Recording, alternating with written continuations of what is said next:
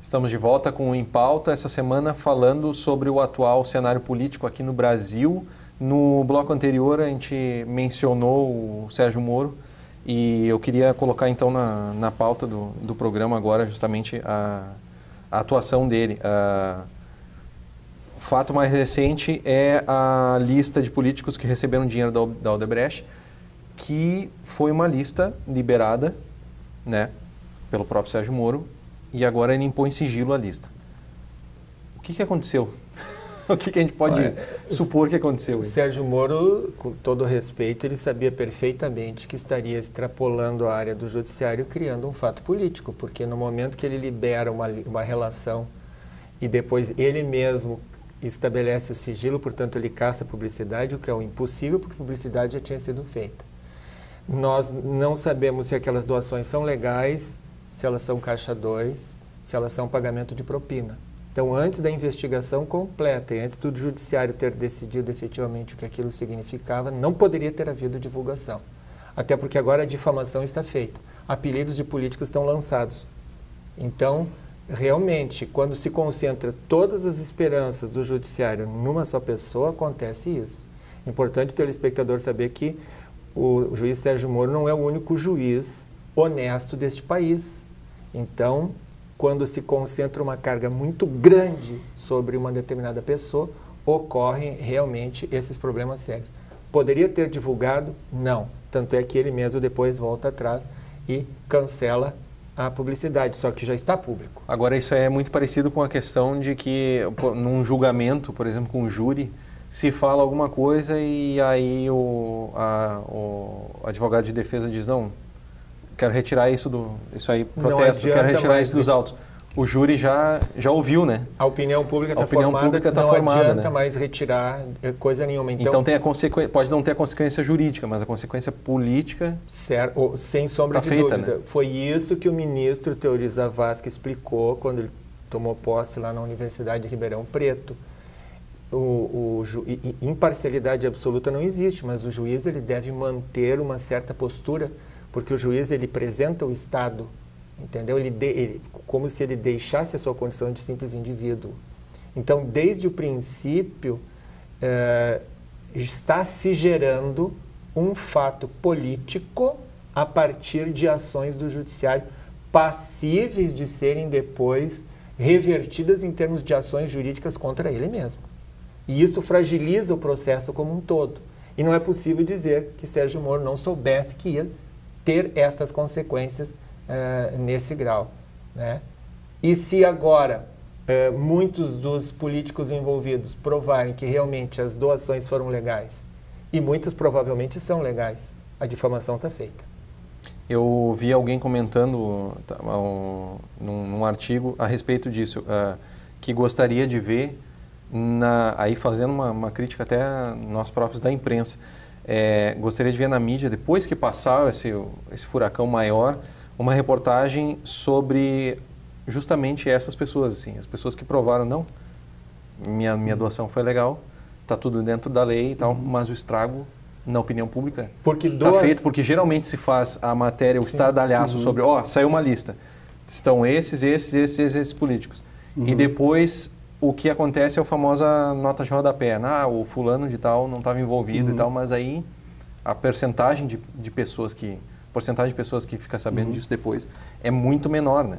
Então tem essa consequência que sim, porque a divulgação está feita e o telespectador precisa saber que no atual sistema jurídico, doação de campanha é legítima. É legal. Nós estamos pregando que na reforma política isso termine, mas de acordo com a regra, a lei estabelecida juridicamente, é legal. A Odebrecht pode sim legalmente doar para a campanha, não só a Odebrecht, qualquer empresa.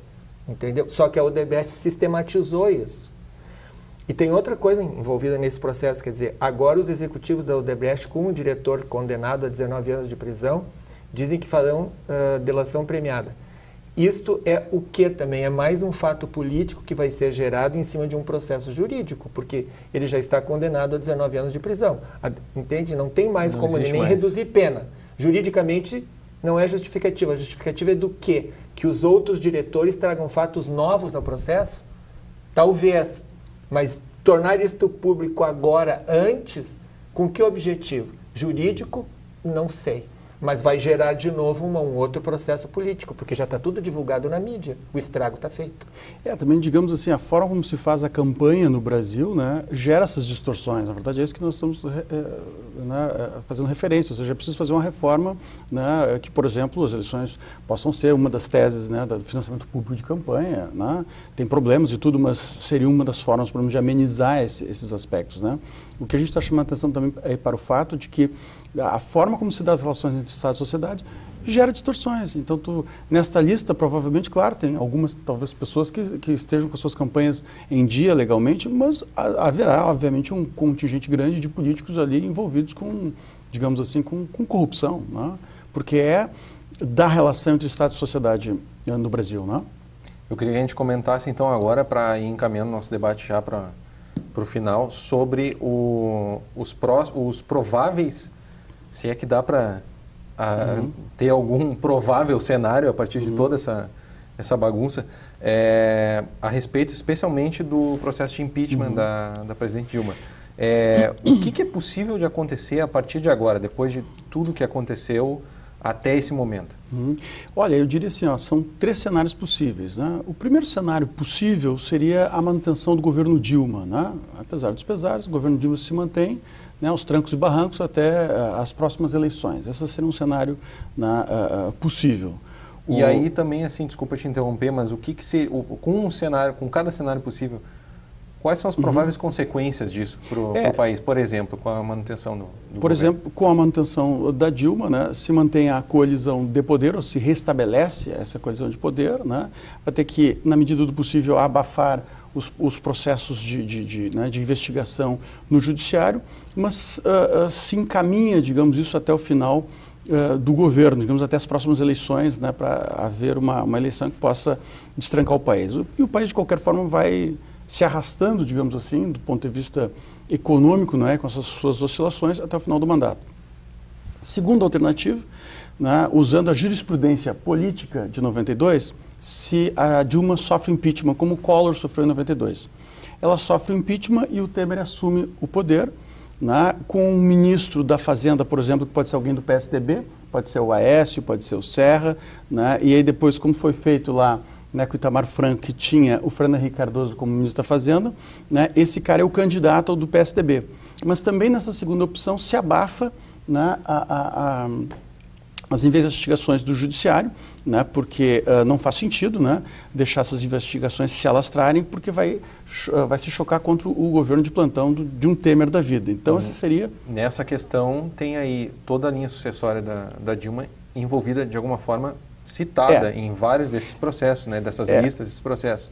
Como fica isso? Eu diria assim, a princípio, a ideia do PMDB, porque na figura de Temer, é justamente acender o poder e conseguir frear isso. O próprio Eduardo Cunha, o próprio René Calheiros, enfim, estão todos interessados que isso se abafe, né?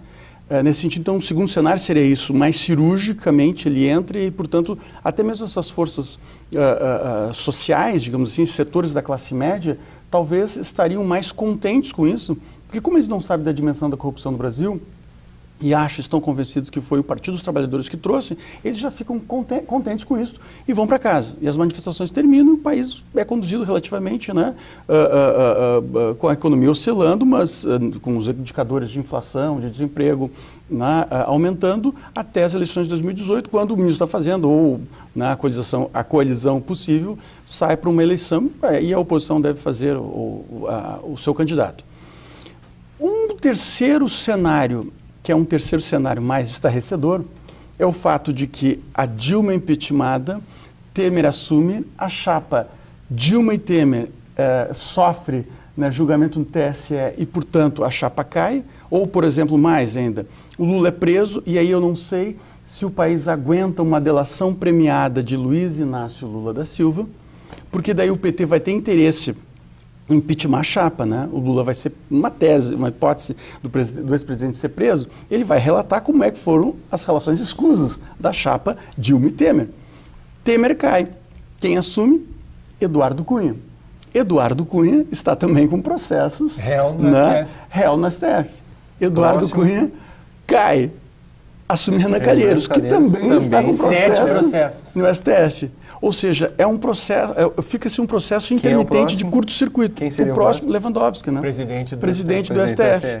Ou seja, fica como se fosse um efeito dominó, né? Se seguir esse processo de caça às bruxas, digamos assim, de caça à corrupção, isso for elevado à enésima potência, ocorrerá um processo em dominó, caindo, um processo como se fosse uma chave de luz que tu liga, o disjuntor que cai, e tu liga e ele desliga até as eleições de 2018. Agora, sendo bem realista, quais as chances de cada um desses cenários acontecerem com a atual situação, com o que está acontecendo agora? O ponto de partida, Francisco, parece ser essa comissão do impeachment. E é importante o telespectador saber o seguinte: a comissão está decidindo o primeiro pedido de impeachment, certo? Que ainda sobre as pedaladas fiscais. Só ainda sobre as pedaladas fiscais. A comissão só pode, de acordo com o rito que o STF estabeleceu, decidir isso.